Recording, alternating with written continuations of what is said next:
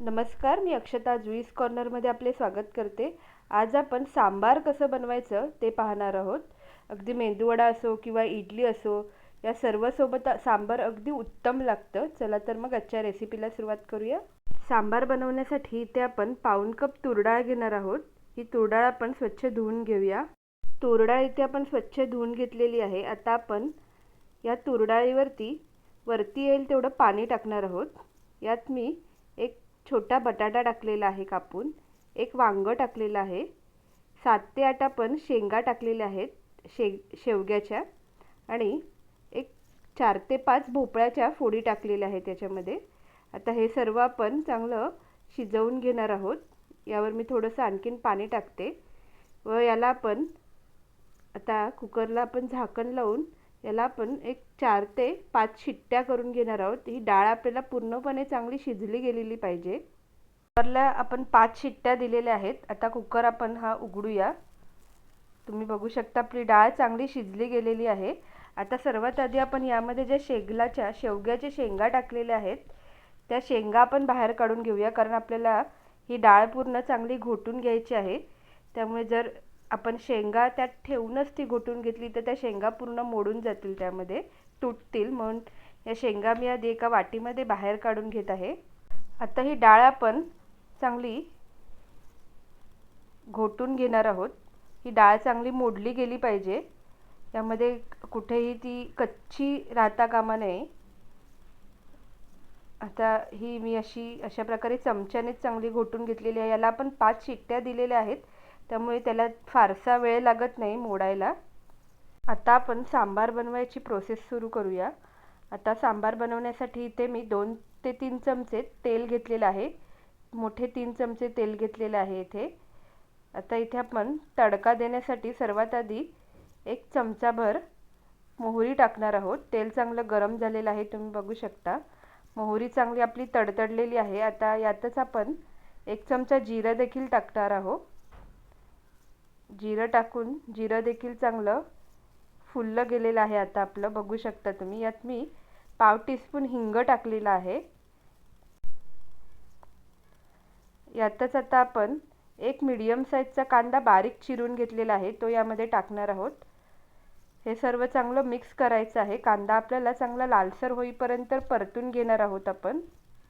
यात आपण एक सुकी मिरची टाकणार आहोत. सुकी मिरची देखील कांद्यासोबतच चांगली परतून घ्यायची आहे. कांदा चांगला लालसर झालेला आहे, तुम्ही बघू शकता. आता यात मी 7 ते 8 कढीपत्त्याची पानं टाकलेली आहेत. कढीपत्ता हा सांबारमध्ये टाकायचाच असतो, त्यामुळे त्या कढीपत्त्याचा चांगला ॲरोमा आपल्या सांबारमध्ये उतरतो. यात मी एक मीडियम साईजचा टोमॅटो देखील बारीक चिरून आपण या फोडणीमध्ये टाकलेला आहे. हा टोमॅटो आपण आता चांगला मऊ होईपर्यंत परतून घेणार आहोत. टोमॅटो देखील चांगला मऊ झालेला आहे, तुम्ही बघू शकता. आता आपण यामध्ये काही मसाले टाकणार आहोत. यात मी 1 टीस्पून लाल तिखट टाकलेलं आहे. हे आपल्या नेहमीच्या वापरातलं कुठलंही लाल तिखट तुम्ही इथे वापरू शकता. पाव टीस्पून आपण इथे हळद वापरणार आहोत. व इथे मी 1 टीस्पून सांबार मसाला घेतलेला आहे. हा मार्केटमध्ये जो सॅशेमध्ये सांबार मसाला मिळतो तो सांबार मसाला आहे. तुम्ही कुठल्याही कंपनीचा सांबार मसाला घेऊ शकता.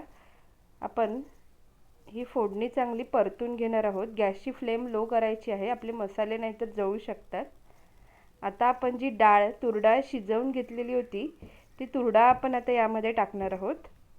सर्व आपण चांगलं मिक्स करून घेऊया.